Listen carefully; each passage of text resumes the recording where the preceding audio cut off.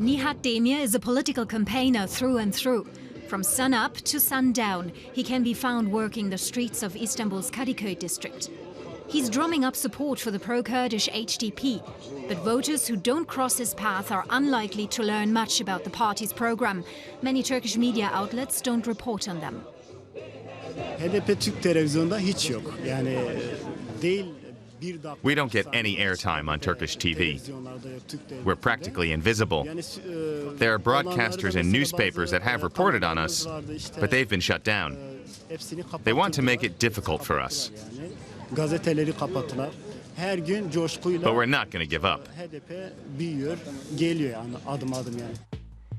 According to the watchdog Reporters Without Borders, more than 80% of Turkish media are owned by companies close to President Erdogan. That is particularly evident during election campaigning. For example, in the last 2 weeks of May, Turkey's public broadcaster TRT spent more than 68 hours reporting on Erdogan's campaign. Opposition leader Muharrem İnce and his CHP were given only 6 hours of airtime.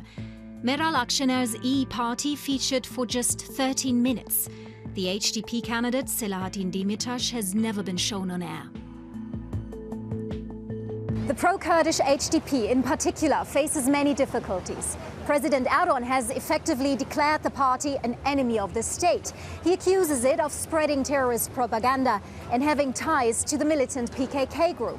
Because of this, the HDP's presidential candidate, Selahattin Demirtas, runs his campaign from jail. He has been in custody for more than 1.5 years. A presidential candidate standing from inside prison. That's a first for Turkey. The EU and international observers have sharply criticized the government's handling of Demirtas, but that doesn't help him much. His election campaigning has so far been limited to social media. Recently, on Twitter, he asked Turkey's largest news broadcasters why they have never reported on his campaign, but he didn't get an answer.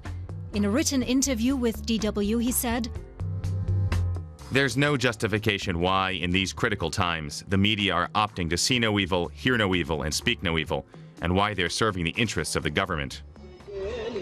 For Nihat Demir, the HDP campaigner in Istanbul, such obstacles are just part of everyday life. But despite the challenges, he continues. He says the harder life becomes for his people, the harder he will work for change.